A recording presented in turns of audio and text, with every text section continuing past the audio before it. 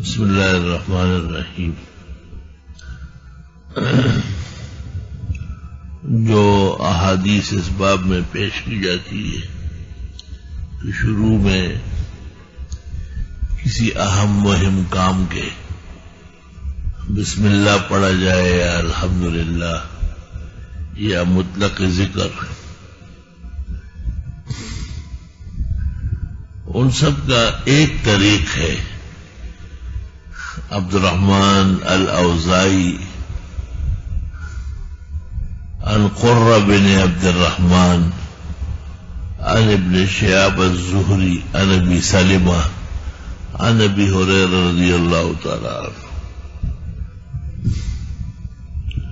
سند یہی چلتی ہے تمام کتابوں میں۔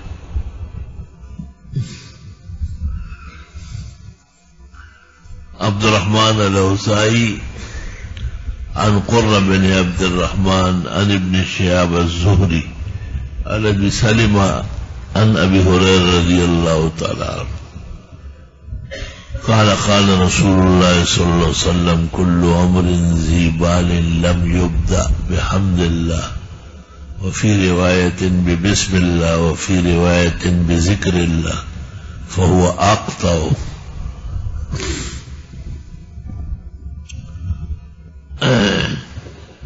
چنانچہ مختلف کتابوں میں الفاظ آئے ہیں كل امر ذی بال لم يبدأ فيه بذكر الله وببسم الله الرحمن الرحیم فهو أقطع۔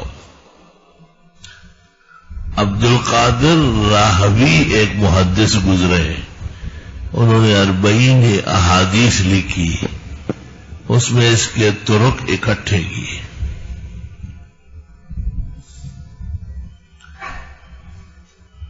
اور کل کلام لا یبدأ فیہ بحمد اللہ، بعض جگہ کل کلام ہے، ذی امر یا ذی بال کی جگہ کل کلام لا یبدأ فیہ بحمد اللہ فہو اجزم۔ مجزوم کے معنی ہے اعضاء کٹے ہوئے۔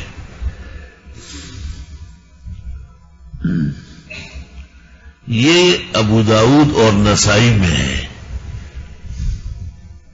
رواہ ابو داؤد والنسائی۔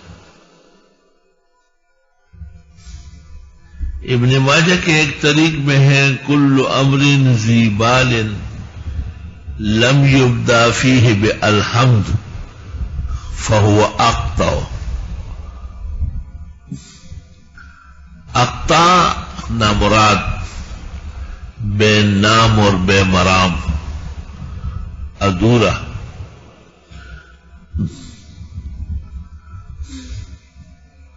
بعض علماء نے یہ دعویٰ کیا ہے کہ تعددی طرق کی وجہ سے صحت کو پہنچ رہی ہے، اور بخاری و مسلم کی طرف سے منقول ہے کہ یہ ضعاف ہے۔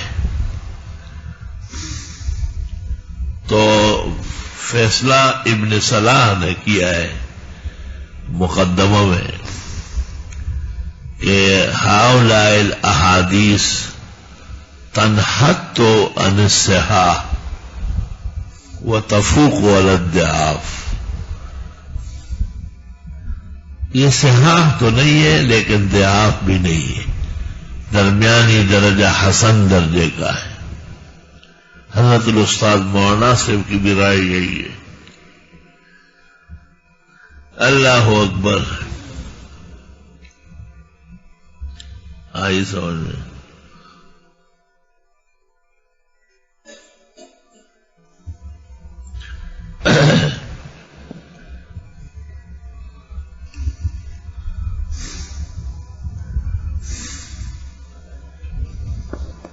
یہ طے شدہ ہے ہمارے اکابر اور بزرگوں کے ہاں کہ ابو محمد عبد الجبار نے کہا ہے فاقر بہ الشیخ الثقالبی، اور شیخ ثقہ اور امین سے مراد ابو العباس محمد ابن احمد ابن محبوب ہے، آخری شیخ جو سند کے ہیں۔ باقی ان کے جو تراجم ہے بالتفصیل وہ عموماً ترمذی شریف کے شارحین نے نہیں لکھے، ہم نے کچھ کوشش کی ہے، وہ آپ کسی وقت فوٹو اسٹیٹ کر لیں اور رکھ لیں۔ اخبرنا ابو عیسیٰ محمد بن عیسیٰ ابن سورت ابن موسیٰ الترمذی الحافظ، امام ترمذی رحمت اللہ علیہ، ان کی کنیت ابو عیسیٰ ہے۔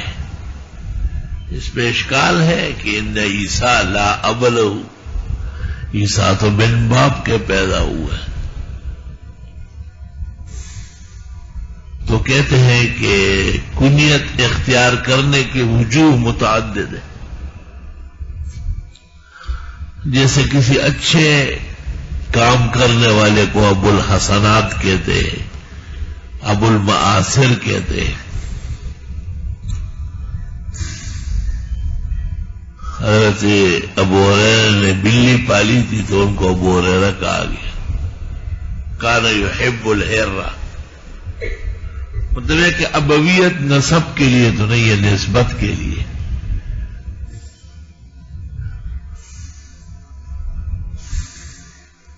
ایک ابو الوقت ہوتا ہے جو وقت پر حکومت کرتا ہے، اور ایک ابن الوقت ہوتا ہے جو وقت کے ساتھ غرض کے ساتھ بدلتا ہے۔ تو اب اقتدار کے معنی میں ہے اور ابن افتقار کے معنی میں ہے۔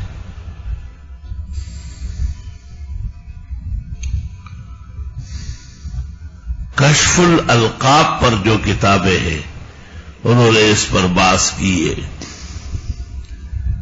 زیادہ عمدہ کتاب عبد الواسع عبد الوہاب کی ہے، کتاب الاسماء والکنہ۔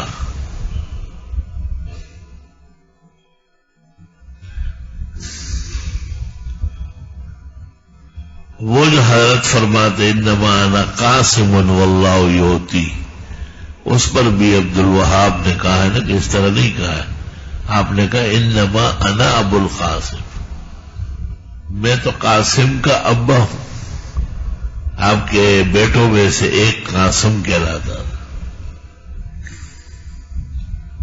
اور یہ زیادہ قرین قیاس ہے۔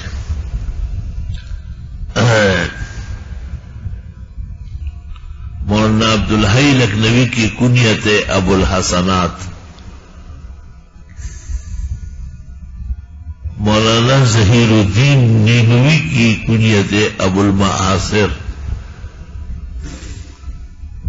حضرت مولانا اشرف علی صاحب کو حکیم الامت کہا گیا۔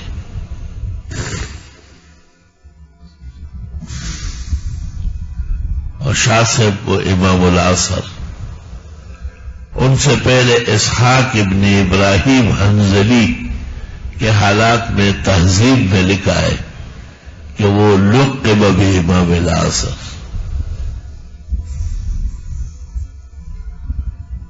علماء کے ہاں القاب کا بڑا خیال رکھا جاتا تھا، بہت احتیاط ہوتی تھی۔ اب بہت زیادہ القاب اور اوصاف بٹنے میں سخاوت پیدا ہوئی، چنانچہ روافض کے ہاں اور اہل بدعت کے ہاں ہر عالم علامہ ہوتا ہے، ان کے ہاں غیر علامہ کوئی نہیں ہوتا۔ اس سے اوصاف اور القاب ہلکے ہو گئے بہت۔ اللہ اکبر۔ تو ابو عیسیٰ کہتے ایک شخص نے کنیت اختیار کی تھی، صحابہ نے شکایت کی، حضرت عمر نے پر منع کیا کہ ان عیسیٰ لا اب لہ، ابو عیسیٰ مت کہلاؤ۔ اور ایک روایت میں کہ ایک شخص نے کہا پیغمبر نے مجھے ابا عیسیٰ کہا ہے. حضرت عمر نے کہا کہ پیغمبر کے تو مغفرت ذنب ہو چکی ہے. وَإِنَّنَا فِي جَلْجَلَتِنَا، ہم خطرے میں، ہم احتیاط کریں گے، اس لیے تو صحیح انسان بن، ابو عیسیٰ نہ بن. لا ننعمک، ہم آپ کی آنکھیں ٹھنڈی نہیں ہونے دیں گے. یہ غلط بات ہے اور ہمارا اسلامی عقیدہ خراب ہوتا ہے. علماء کہتے ہیں کہ اگر کسی کا بیٹا عیسیٰ ہو تو پھر تو باپ ابو عیسیٰ ہے نا، اس پہ تو اشکال نہیں. لیکن امام ترمذی اور امام بخاری دونوں کے بارے میں یہ معروف ہے کہ انہوں نے شادی نہیں فرمائی اور اولاد نہیں ہوئی.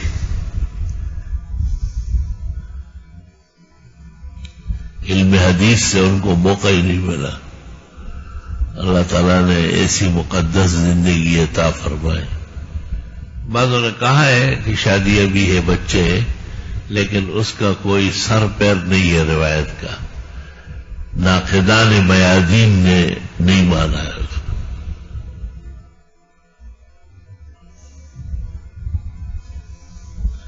اللہ اکبر.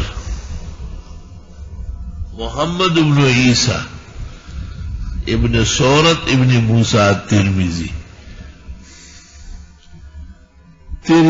اور ترمذی اور کئی طرح قرات کی گئی ہے. معروف یہی ہے کہ ترمذی بکسر التاء و کسر المیم، ترمذی. اور ترمز ماوراء النہر میں ایک شہر ہے جو دریائے آمو کے کنارے واقع ہے. مزارے سے قریب ہے. مزارے جو ہے نا افغانستان کا علاقہ، جو لوگ مزارے جاتے تھے پھر وہ ترمذی کی خبر پر جاتے تھے. قریب میں دریائے آمو ہے، اسے پار کر کے پل بنا ہوا ہے، آگے پھر ترمذ ہے.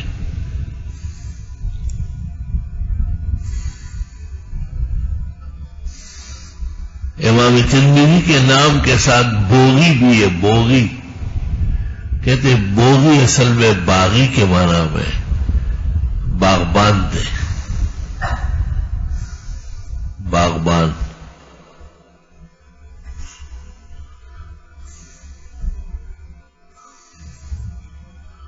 ہمارے نسل میں بھی باغبانی کا لفظ ہے. تو میں نے اپنے والد صاحب سے پوچھا کہ کس چیز کا باغ ہے. بابا جی نے کہا کہ صرف خربوز اور تربوز. نسل در نسل یہ چلے آئے. اور فرمایا کہ جہانگیرے میں کوئی اور پھل کا درخت نہیں ہوا ہے، واقع ہے ہی نہیں، کسی قسم کا پھل نہیں. شاتوت ہے، انجیر ہے، بیر ہے، لیکن وہ سب خودرو ہے، وہ کسی کے پالے ہوئے نہیں.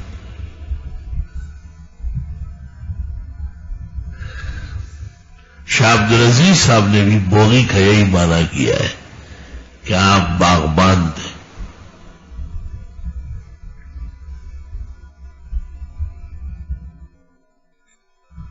نظر ہے ابر کرم درخت صحرا، خدا نے مجھ کو جو محتاج باغبان نہ کیا.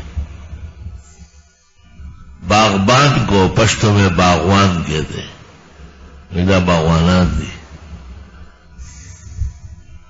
بعد میں جو لوگ آتے ہیں وہ اعزاز کو برقرار نہیں رکھتے اور اس کو آگے پیچھے کر لیتے ہیں. یہ ہندوستانی اس میں بہت زیادہ دلیر ہے. بالکل بیکار صنعت ہوگا. منصور بھائی جو وہ باٹلی والا اور یہ پاکونے والے جو ہے جنہوں نے پورے دیوبندیوں کے مدرسے بنائے، یہ تیلی ہے، تیلی کرانا ہے. تیلیانو سر اسپک ڈھونڈے لیکن حاجی صاحب باقاعدہ جیلی کہتے تھے میں تیلی ہوں. میرا باپ بھی تیلی تھا. میرا خیال تھا اس وجہ سے ان کی عزت بہت. یہ نسب سے نہیں شرماتے.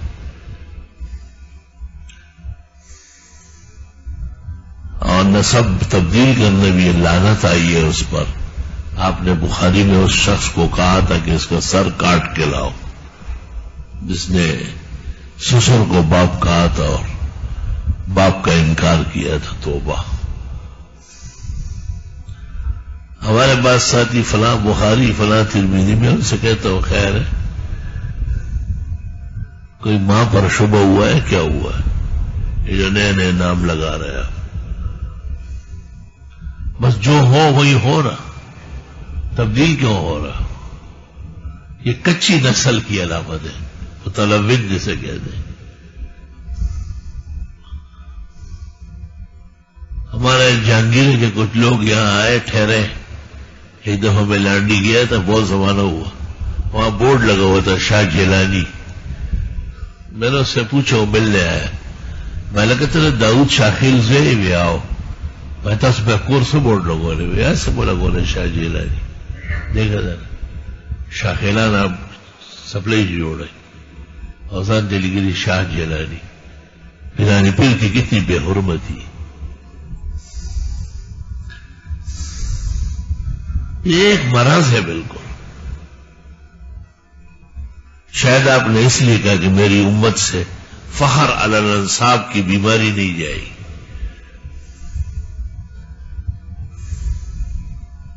اور ایک آدمی نے، اس کا نام سعید اللہ شاہ ہے، تو اس نے کہا کہ ہم سادات ہیں.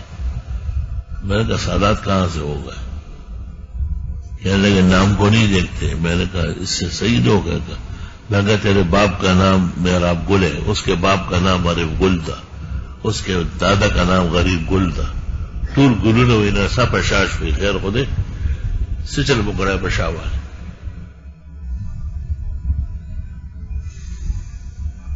ہم نے محمد انور شاہ کا نام رکھا جس سے ہم سادات ہو گئے. غلط بات، فضول بات. قدرت دیکھو کہ حضرت محمد انور شاہ سید نہیں، فیصلہ ہوا ہے تذکرہ نگار ہوگا کہ حضرت اقدس حضرت مولانا حضرت شاہ صاحب سادات نہیں. تو ناموں سے لوگ ایسے کاروبار کرتے اور شرم تم کو مگر نہیں آئی. من ابتا عملہ لم یسرعہ نسب. ابو داؤد میں ہے، جس کو عمل نے پیچھے کیا نسب آگے نہیں کر سکتا. ومن اسرع عملہ لم یبطئ نسبہ.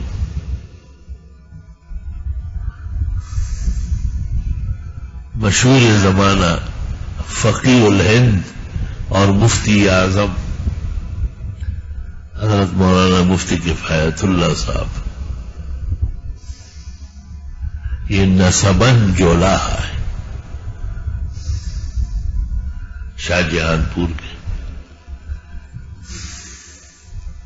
اور حضرت مولانا ابراہیم بلیاوی، بلیا کے مشہور خاندان ہے، دوبی رنگ ساز ہے وہاں کے. لیکن کتنے اکابر ہیں اور کس قدر فقہ اور علم میں مسلمہ مشائخ ہیں. جہان منور و معطر ہے ان سے. ایک زمانے میں حضرت مولانا مفتی شفیع صاحب دیوبند میں جوان مدرس تھے اور مفتی تھے. ایک استفتے کا جواب لکھا اور اس میں اس کو تسلیم کیا کہ نسب عالی اور سافل کا فرق ہے. پھر خیال آیا کہ اس کی اور تفصیل کی جائے، اس کی اور تفصیل کی اور تفصیل کی. اس میں کوئی قاعدہ یہ بھی لکھا کہ نسب میں نکاح کا، رشتے کا، یہاں تک کہ بعض کتابوں میں کہ صف میں بھی خیال رکھنا چاہیے.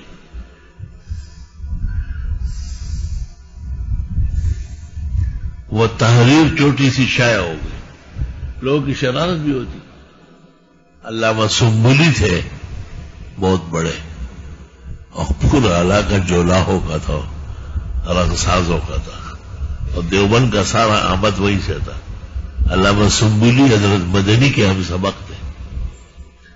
شیخ الاسلام کی خدمت میں آئے، کہا بھائی آپ کے ہوتے ہوئے کیا کیا تحریرات نکل رہی. ہمیں سنبل میں رہنا مشکل ہو گیا. حضرت شیخ الاسلام نے دیکھا تو بہت خفا ہوگا.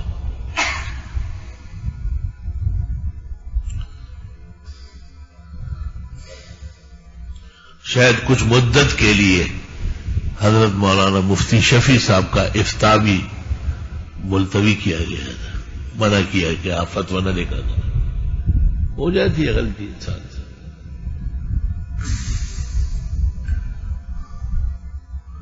اس تحریر پر اس زمانے میں جب مولانا نے شائع کی، اور ان کا مقصد کچھ اور تھا غریب ہوگا، پر حضرت مدنی نے مانا کہ آپ کی نیت صالح ہے لیکن نقصان بہت ہو رہا ہے. تو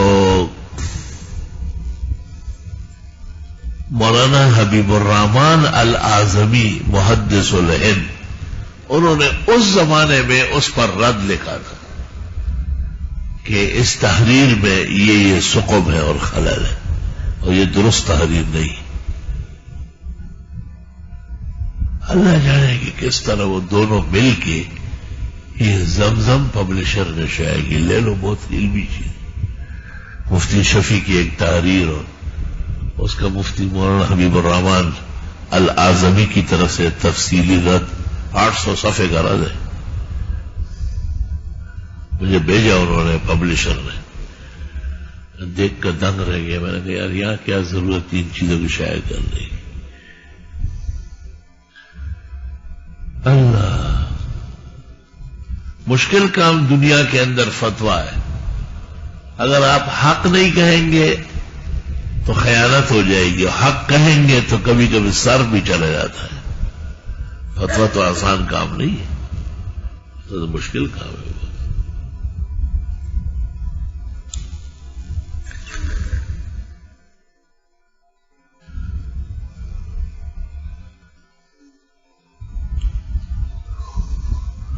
پھر مفتی کے لیے ڈٹنا بھی ضروری ہے، کیونکہ اگر مفتی پیچھے ہٹے تو لوگ کہاں جائیں گے.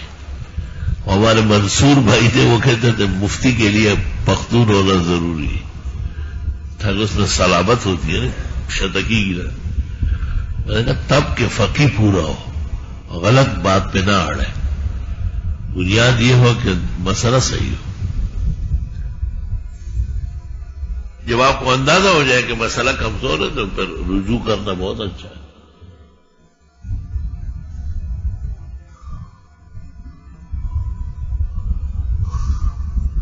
مولانا مفتی رشید احمد صاحب لدھیانوی مرحوم نے احسن الفتاوی میں لکھا تھا تعزیت میں ہاتھ اٹھانا بدعت ہے اور قبر پر دعا میں ہاتھ اٹھانا بدعت ہے. میں نے دونوں میں حدیث بھیجی، خدمت میں حدیث بھی حکیم صاحب لے کے گئے. میں نے دونوں حدیث سے ثابت ہے. دیوبند کے حضرات نہیں اٹھاتے. میں نے کہا دیوبند کے حضرات کو حدیث نہیں پہنچی ہوگی، ہم دیوبند کے حضرات کی امت تھوڑی. مفتی صاحب نے دونوں سے رجوع کا اعلان کیا. تعزیت کا بھی لکھا کہ ایک کرم فرما کے اطلاع پر بخاری کی مرفوع مسند صحیح حدیث مل گئی جس میں آپ نے تعزیت میں دعا میں ہاتھ اٹھائے. لہذا اس سے سابقہ تحریرات کو کالعدم کر کے، اور قبر پر بھی جو تدفین کے بعد دعا ہوتی اس میں بھی حضرت مولانا نے، عالم آدمی تھے، فوراً رجوع کا اعلان کیا.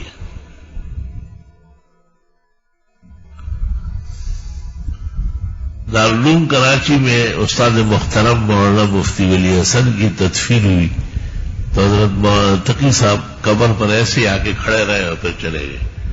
میں نے ان کو خط لکھا کہ تعزیت میں اور قبر پر تدفین کے بعد رفع دین بغیر اختلاف کے ثابت، اور حوالہ پیش کیا.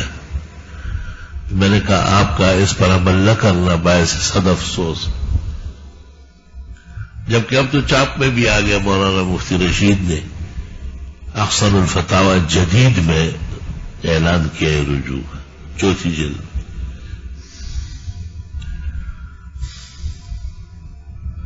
اللہ اکبر و کبیرہ.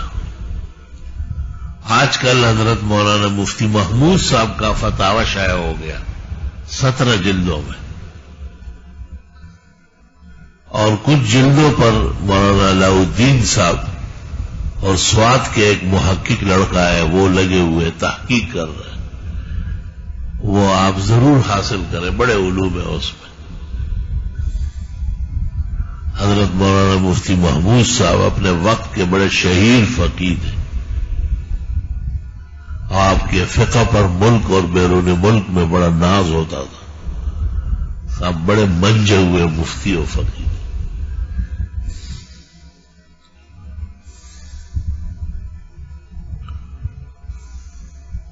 مولانا مفتی فرید نے الحق میں لکھا تھا کہ سنتوں کے بعد دعا کرنا بہتر ہے، اجتماعی، فرضوں کے بعد دعا ثابت نہیں۔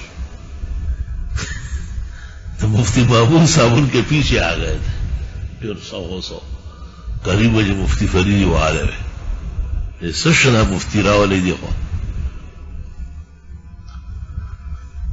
تو مفتی فرید صاحب والی بہت حیادار تھے، بہت مفتی محمود صاحب کے سامنے تو عام سے آدمی تھے، چھپ گئے۔ ان کا مزاج ہے بہت ماشاءاللہ، نہایت متواضع، اللہ والے تھے، بڑے فقیر و مفتی تھے، بات نہیں کرتے تھے۔ مجھے پتہ چلا تو حضرت اقدس جب کراچی تشریف لائے تو میں نے بلوری ٹاؤن میں معارف سنن پیش کی۔ میں نے کہا حضرت مولانا بھی یہی لکھ رہا ہے کہ اس تمام تنقیح سے جو ابن الحمام نے لکھا ہے کہ فرضوں کے بعد طویل دعائیں اور تسبیحات نہ کی جائے، قاسانی نے لکھا ہے، شمس الائمہ نے لکھا ہے، اور تقریباً فقہائے احناف کا متفق موقف ہے۔ حضرت مولانا لکھتے ہیں وَبِهَذَا تَخْرُجُ الْمَسْكَ لِلدُّعَاء بَعْدَ السُّنَنِ بِالْهَيْئَةِ الْاجْتِمَاعِيَّةِ۔ تو حضرت کافی دیر تک اس جگہ کو دیکھتے رہے اور کچھ فرمایا نہیں۔ اندازہ مجھے یہی تھا کہ خوش ہو گئے، کچھ نہیں کہا۔ میں نے کہا حضرت بنوری لکھتے ہیں کہ چونکہ فقہا اور محدثین کہتے ہیں کہ جن فرائض کے بعد مؤکدات ہے تفصیلی دعائیں بعد میں کی جائے، تسبیحات 33 و 33 آیت الکرسی استغفار بعد میں کی جائے، اور پہلے خلاف سنت ہے۔ تو میں نے کہا اس وجہ سے مفتی فرید صاحب نے بعد المکتوبہ دعا کو سقیم کہا اور بعد السنن اجتماعی دعا کو بہتر کہا۔ میرا مطلب ہے کہ حضرت کو جواب دیں گے تو پھر ہم اسی میں چلیں گے، لیکن فقیر تھے بہت بڑے، مجھے سارا دیکھ لیا تو بالکل پہلے ذہن میں نہیں آیا ہوگا، ورنہ یہ عبارت ان سے پوشیدہ تھوڑی تھی، ایسی لاکھوں کی عبارتیں ان کو زبانی حفظ تھی۔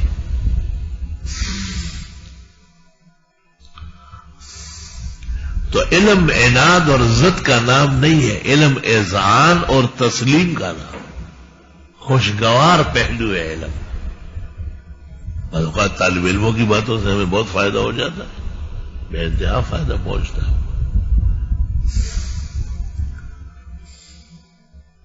طلبہ بھی سب ایک جیسے نہیں ہے، قیمتی لڑکے بھی ہوتے ہیں، ذہن ان کا سیال ہوتا ہے، متباہر ہوتا ہے، فوراً بات پکڑ لیتے ہیں۔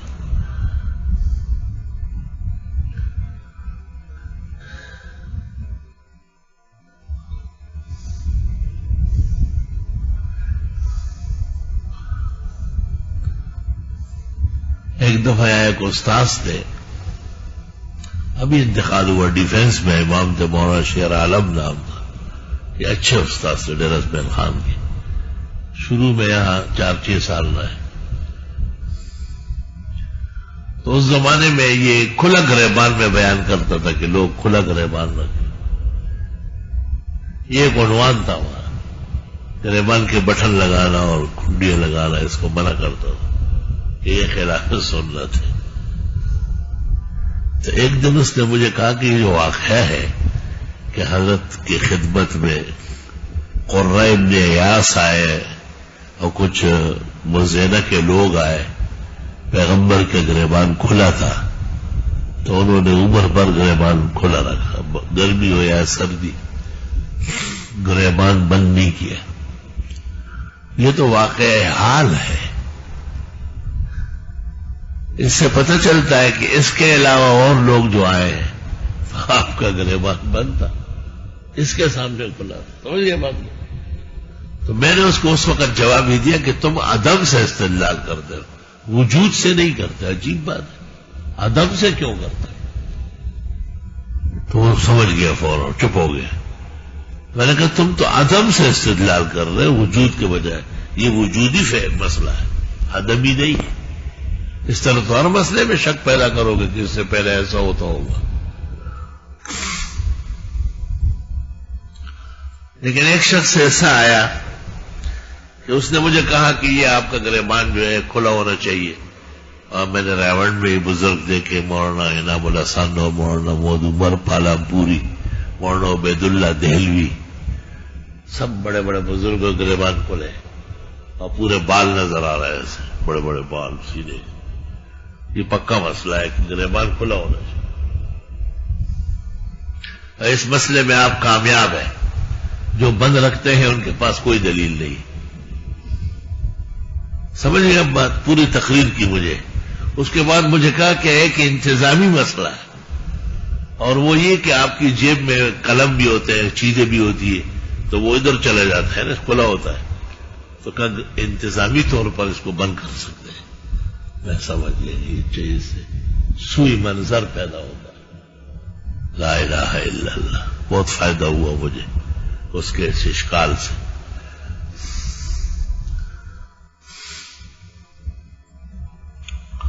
تو امام ترمذی رحمت اللہ علیہ صحیح قول کے مطابق 209 ہجری میں پیدا ہوئے، بعض کہتے ہیں 207 میں،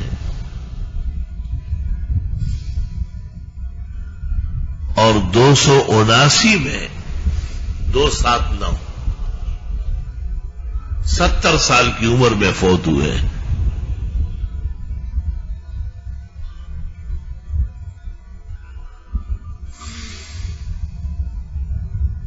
حضرت شیخ مولانا محمد انور شاہ صاحب رحمت اللہ علیہ نے اس کو نظم کیا ہے اور فرمایا ہے کہ الترمذی محمد زوزینی اطرن وفات عمرہ فی عینی۔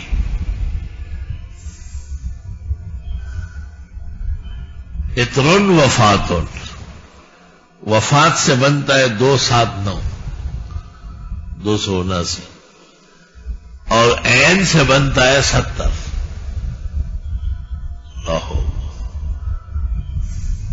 الترمذی محمد زوزینی، زوزین مانا شان والا، عظمت اور صلاحیت والا۔ اطرن وفات، حضرت کی وفات اطر ہے 279، اور عمرہ فی عینی، عمر 70 سال ہے، عین سے بنتا ہے ابجد میں 70۔ اچھا، فارسی میں یا عربی میں بیت پورے شعر کو کہتے ہیں۔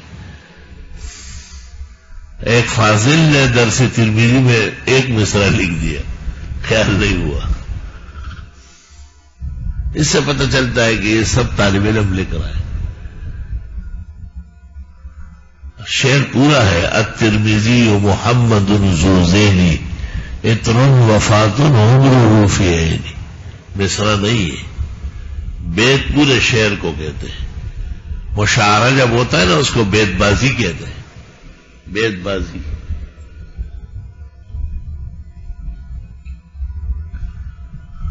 اللہ اکبر۔ وہ ایک طالب علم بہت قابل تھا، تو اس نے استاد مولانا فضل علی کو کہا کہ میں نے ضلع مردان کے تمام لوگوں سے مشاعرہ کیا، بیت بازی کی، اور میں جیت گیا ہوں، میری خواہش ہے کہ آپ سے بھی بیت بازی کروں۔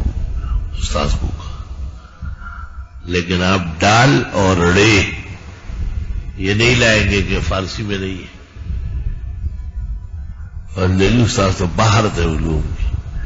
اس نے کہا محمد انور خان اگر فارسی میں ڈال آ گیا بیا بس دا خوشتشتنا نمی توار چشتاو کنا ملک ابا خیل ہما شد تبا اور لشکر سلطان چو در آمد بہنڈ. ہنڈ کو تو ہنڈی کا ہوگا جگہ ہے. سل شہر پر ڈال والے ہوئے فل بدی بے پڑی شورا ہو دے بزما تو بدی یہ توے چپا فارسی کے ڈال اوڑی نشتر زیرتا اس میں ملک آبا خیل ہما شد تبا اور لشکر سلطان چو در آمد بہنڈ. یہ اٹک کے پاس ایک بستی تھی اس کو ہنڈ کہتے تھے. وہ سوابی کے پاس ہے. یہ ایک راستہ اٹک سے نکلتا ہے. ہنڈ دا ہنڈ آزاد خان مشہور کر مذکر مشہور. شاہ اسماعیل و سید احمد شہید کے بڑے مجاہدین ہی آ رہے ہیں ہنڈ میں.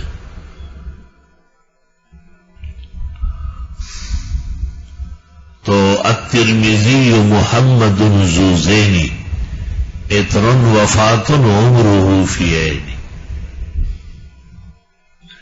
امام ترمذی رحمہ اللہ نے اکابر محدثین جیسے امام بخاری، امام مسلم، حناد بن سری ایسے لوگوں سے استفادہ علم کیا ہے. بہت فاضل نکلے. کہتے ہیں کہ امام بخاری امام مسلم کے بجائے امام ترمذی سے بہت رضامند ہے. اور امام ترمذی کو کہا کہ من تفاعت بی کمن تفاعت بکا. اتنا فائدہ آپ نے مجھ سے نہیں لیا جتنا میں نے آپ سے لیا. اس پر شاہ صاحب نے اشکال بھی کیا ہے کہ کوئی شک نہیں ہے کہ امام ترمذی بہت بڑے امام الحدیث ہے، مگر بخاری تک کہاں پہنچ سکتے.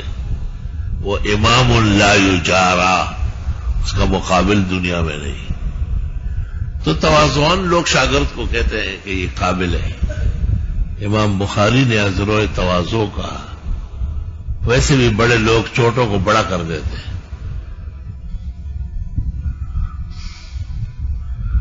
اور امام بخاری نے کتاب التفسیر میں ایک روایت امام ترمذی سے فرمائی. امام ترمذی نے ایک حدیث بیان کی، امام بخاری حیران رہ گئے. کہا اس طرح ہے، کہا اس طرح ہے. کہا چلو میں آپ سے روایت کرتا ہوں. معلوم نہیں ہے. تو لوگ کہتے ہیں وَكَفَى لَهُ فَخْرٌ. امام ترمذی کے لیے فخر کم ہے کہ امام بخاری نے ان سے حدیث روایت کی. روایت الاکابر للاساغر. اس پر اشکال اس طرح کیا گیا ہے کہ ترمذی شریف میں الجامع السنن میں اور امام مسلم کے صحیح میں بخاری سے روایت نہیں ہے. یہ کیا بات ہے؟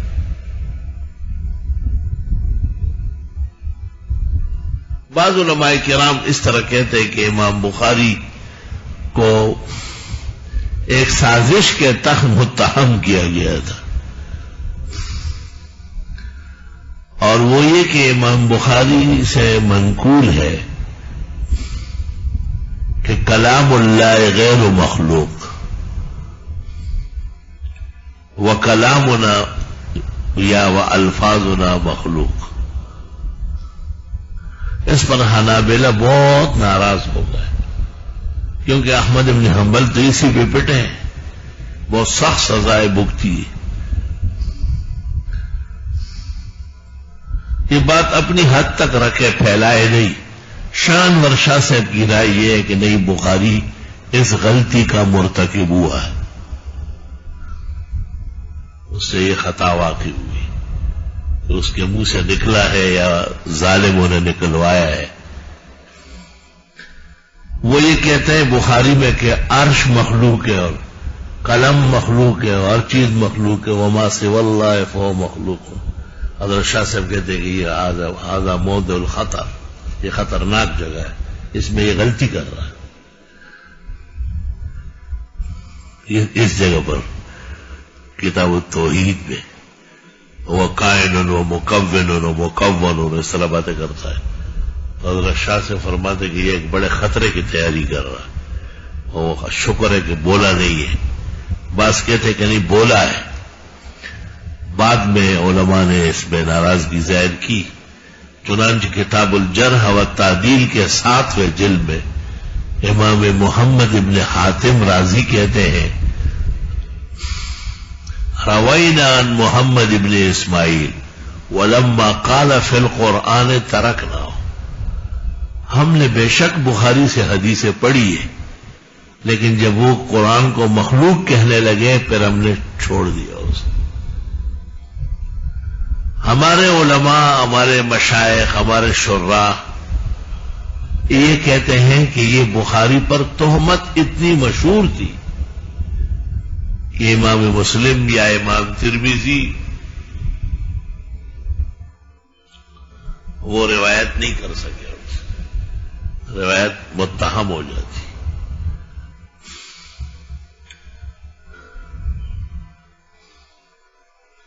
علامہ خالد محمود صاحب انگلینڈ والے، انہوں نے مجھ سے ایک دن پوچھا جب تشریف لاتے ہیں کہ امام بخاری امام ابو حنیفہ کے مشائخ کے اقوال پیش کرتے ہیں، حماد بن ابی سلیمان کے اقوال، ابراہیم نخی کے اقوال، اسود القمہ کے اقوال، لیکن سند نہیں لا رہے. کیوں؟ تو میں نے علامہ کو کہا کہ مسند ابن ابی الفقیر میں بخاری کے حوالے سے اور مسند ابن ابی الفقیر میں اسانید موجود ہے، اس میں بخاری روایت کر رہا ہے. مولانا نے پھر اشکال کیا کہ نہیں الجامع الصحیح میں کیوں نہیں؟ میں نے کہا کہ اس کا جواب تو امام ترمذی اور امام مسلم دیں گے. ہنس پڑے. اچھا سزا ہو گئی؟ میں نے کہا دنیا میں ہو گئی. جو ہمارے بزرگوں کے ساتھ کیا ہے اللہ نے اس کا بدلہ لیا ہے. اتنے مقتدر شاگرد مسلم و ترمذی حاشا وکلا بخاری سے روایت ہے، کیونکہ وہ امام محمد اور امام ابو یوسف اور امام ابو حنیفہ کے بارے میں ذرا اور طرح رائے رکھتے تھے. شاید اس وجہ سے بعض اعمال اس طرح ہوتے ہیں. یہ شیخ القرآن مولانا طاہر پنجپیری بہت اچھے عالم تھے اور قرآن شریف کے اندر معلومات بہت اچھی تھی، لیکن اپنے استاذوں کے بارے میں بہت دلیر تھے، بہت زیادہ، اور بالکل خیال نہیں کرتے تھے کہ یہ میرا استاذ ہے. تو ان کے بارے میں بھی مولوی گور رحمان مردان والا اس نے رد لکھا ہے پنجپیر کا. مولوی نقیب احمد نے تو محرف القرآن کے نام سے رسالہ لکھا. عبدالسلام رستم بھی اخیر عمر میں ہٹ گیا. تمام شاگردوں نے مخالفت کی. اللہ تعالیٰ نے دنیا کے اندر ان کو رنگ دکھا دیا. اس لیے اپنے مشائخ اور اساتذہ کے بارے میں بہت احتیاط کرنا چاہیے. آپ نے دیکھا نہیں کہ امام محمد نے ابو یوسف کو کہا کہ میں مالک کا رد نہیں کروں گا. اخذت عنہ الموطا، میں نے اس سے موطا پڑھی، میں کیوں رد کروں؟ بعض لوگ کہتے ہیں کہ کتاب الحجہ علی اہل المدینہ میں تو امام محمد نے رد کیا ہے، تو وہ اصل میں اہل مدینہ کے اقوال کا رد ہے. وہ مالک مقصود نہیں ہے. مالک آئے ہوں گے بیچ میں.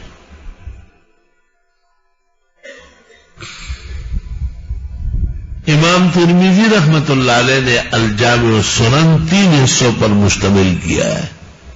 پہلا حصہ الجامع کا، سنن کا طرز، سنن یہ کہتے فقہی طرز کو، کتاب الطہارت اور پھر کتاب الصلاۃ اور پھر زکوٰۃ اور پھر صوم اور پھر حج، اس طرح ترتیب. اور دوسرے حصے میں امام ترمذی نے علل ڈالے، علل علم حدیث کے قاعدے ڈالے. اور تیسرے حصے میں 400 احادیث جمع کر کے شمائل لکھے، پیغمبرانہ خلق، سیرت، صورت، اسوہ حسنہ. ان تین چیزوں کا نام الجامع السنن ہے۔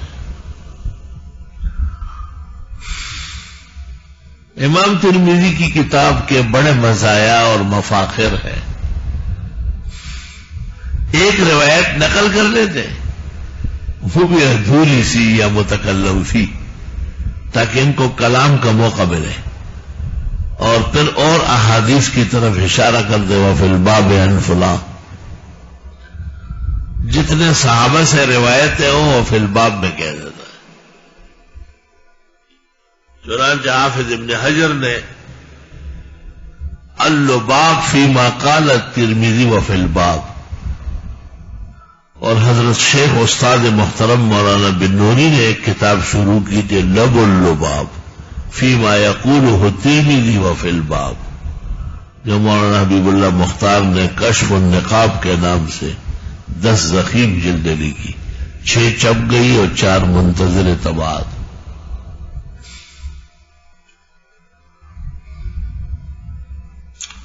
امام ترمذی حدیثوں کے علل بھی بتاتے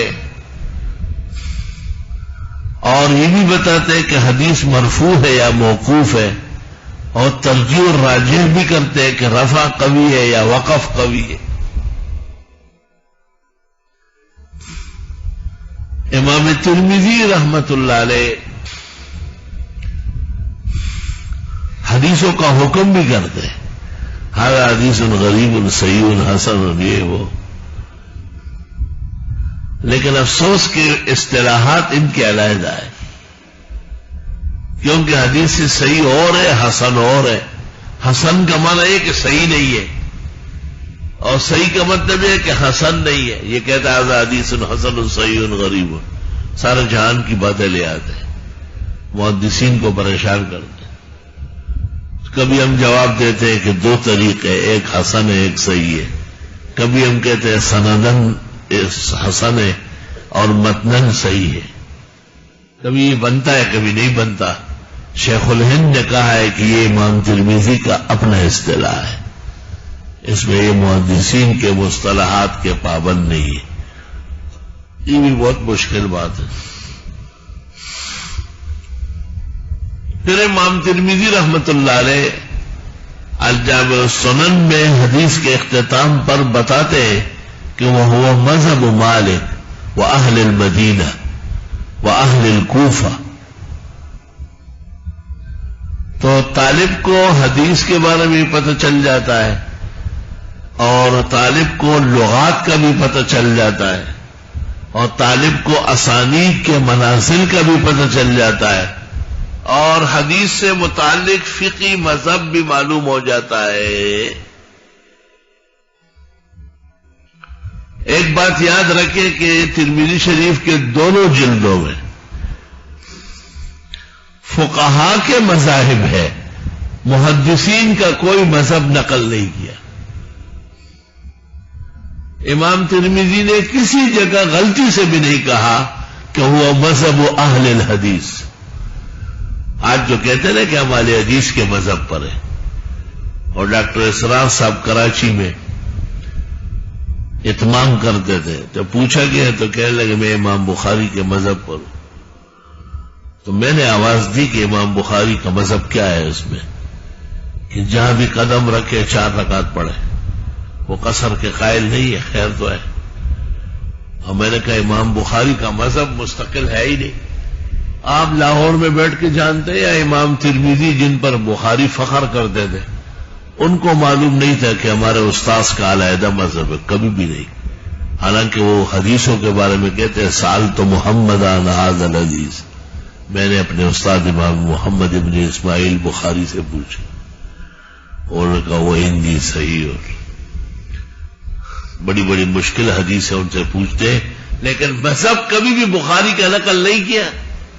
اس لیے امام بخاری امام ترمذی کے دور میں بھی صاحب المذہب نہیں تھے، بلکہ کسی فقہی مذہب کو مختار کرتے تھے اور اختیار فرماتے تھے۔ جو لوگ کہتے ہیں کہ علماء حدیث یا اہل الحدیث کا اپنا کوئی مذہب ہے، بڑی کتابوں سے اس کی تائید نہیں ہو رہی۔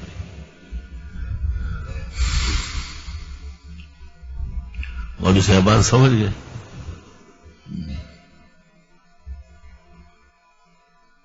امام ترمذی کے عہد سے بعض لوگوں نے اس کے شروح لکھے. ہماری دانش میں سب سے بڑی شرح اور مقدم شرح وہ ابو بکر ابن العربی کی ہے، مالکی 16 جلدوں میں ہے، عارضۃ الاحوزی فی شرح الجامع سنن للترمذی. حافظ ابن حجر کہتے ہیں میں نے بھی شرح لکھی ہے، اور ان کے استاد حسین راکی نے بھی شرح لکھی ہے، سراج الدین بلقینی نے بھی شرح لکھی ہے، اور ابن ملقن نے بھی شرح لکھی ہے. تو کتنی دنیا نے شرح لکھی.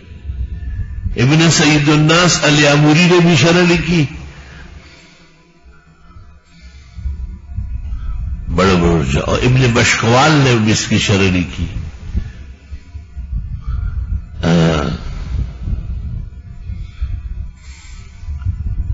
آخری ادوار میں مولانا شیخ الہند کی تقریر جمع ہوئی، حضرت گنگوئی کی جمع ہوئی کوكب الدری فی شرح الجامع سنن للترمذی، یہ مولانا یحییٰ کاندیلی نے جمع کی.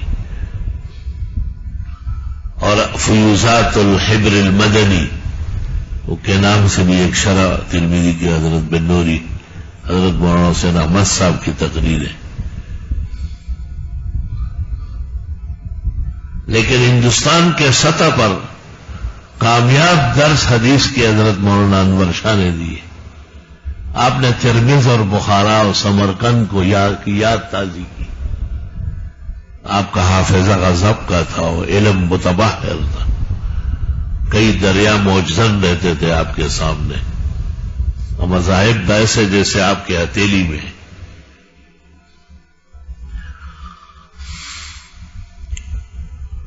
آپ کی مثال اس سمندر کی ہے جس کا سطح خاموش ہو اور اندر قیمتی موتیاں بھری ہوئی ہو.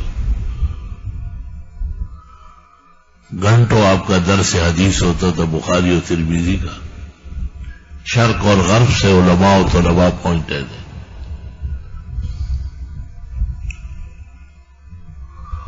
آپ کی تقریر ترمذی پر ایک لائق شاگرد مولانا محمد چراغ گجرانوالی نے جمع کی اور عرف شذی کے نام سے شائع ہوئی.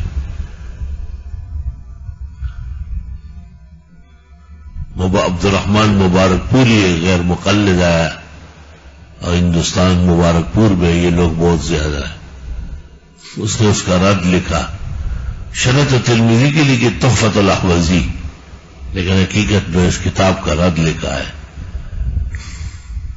اور جا بجا اس کو چھیڑتے ہیں اور سمجھے بغیر اعتراض کرتے ہیں. استاد محترم مولانا یوسف بنوری کی جو کہ شیخ سے محبت عشق کے درجے میں تھی، اپنی طالب علمی کے زمانے سے اس پہ کام شروع کر لیے. آپ نے مبارک پوری کے اعتراضات کو بڑے علمی متانت سے رد کیا اور شاہ صاحب کے موقف کے سینکڑوں دلائل پیدا کیے، اور ظاہراً باطناً سنداً متناً ہر اعتبار سے بڑی کامیاب بحثیں کی. آپ سے پہلے یا آپ کے بعد شاید کوئی ایسی کامیاب شرح لکھے. آپ کا مطالعہ بھی سیال تھا اور طاقت بہت زیادہ تھی، قوت حفظ، عربیت پر بھی غیر معمولی دسترس سے بلکہ بہوبہ عطائے تحریراً تقریراً. بقول انظر شاہ کشمیری کے نقش دوام میں لکھتے، بہرحال اس وقت دنیا حدیث میں کوئی شخص بھی کامیاب درس نہیں دے سکتا جب تک معارف و سنن کی طرف مراجعات نہ کرے. اس کے علاوہ بھی لوگوں کی شرح ہے. مولانا سرفراز خان کا ایک مختصر سا ہے خزائن السنن، لیکن ہے بہت اعلیٰ. مولانا موسیٰ خان صاحب لاہور والے کی ہے ریاض السنن. مولانا عبدالحق کوڑا خٹک کی طرف منسوب ہے حقائق السنن. تو کتنے سنن سنن ہیں، لیکن برلا ہوتے ہو. کراچی کے بھی مولویوں کی جمع ہوئی ہے تقریریں. اللہ اللہ. آپ معارف السنن بہت اہتمام سے دیکھا کریں. تمام کتابوں کے شروع سے بے نیاز کر دے گی.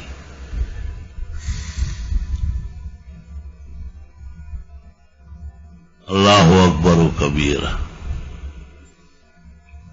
حضرت مولانا تقی عثمانی مدظلو کی بھی تحاریر و تقاریر درس ترمذی، کبھی تقریر ترمذی کے نام سے شائع ہے. بینات میں مولانا یوسف لدھیانوی نے اس پر تبصرہ کیا ہے. اخیر میں لکھا ہے کہ اس میں اتنی فحش غلطیاں ہیں کہ میں اخوین کو مشورہ دیتا ہوں کہ اس کو قلم کر کے نئے سرے سے لکھوائے. بینات میں شائع ہے یہ تبصرہ تقی صاحب کے شرح ترمذی پر. ممکن ہے اس کے بعد اصلاحات فرمائی، اور لدھیانوی صاحب تو 20 سال پہلے تبصرہ کر چکے. مولانا موسیٰ خان کے ریاض السنن بہت اعلیٰ ہے، لیکن افسوس صرف جلد ثانی کا ہے. جلد اول میں نے پوچھا تو کہ میں نے لکھی نہیں ہے بھی. یا خدا پاک، مر گئے اور لکھ نہ سکے.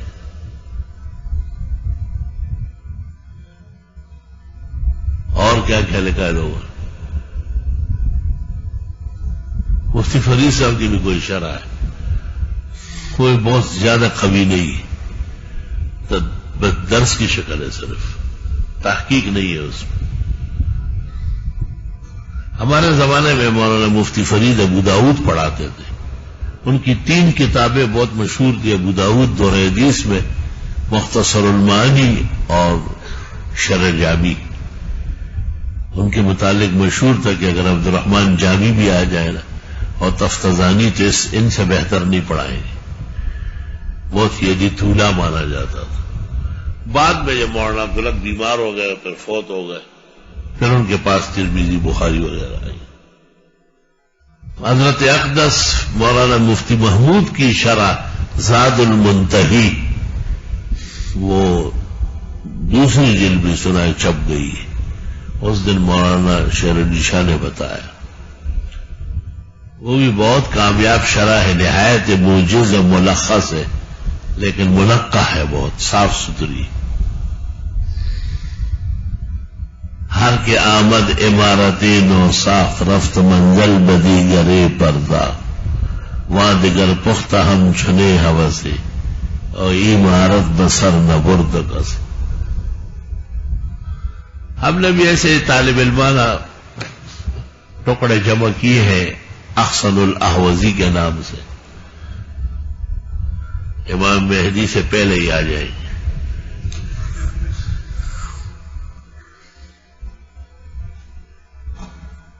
میں اس وقت حیران رہ گیا جب ہم حضرت مولانا شمس الحق افغانی کی خدمت میں پیش ہوئے، اور استاد محترم مولانا معاذ الرحمان جو اسی علاقے کے تھے، انہوں نے مولانا شمس الحق سے کہا کہ آپ نے ترمذی کی شرح شروع کی تھی.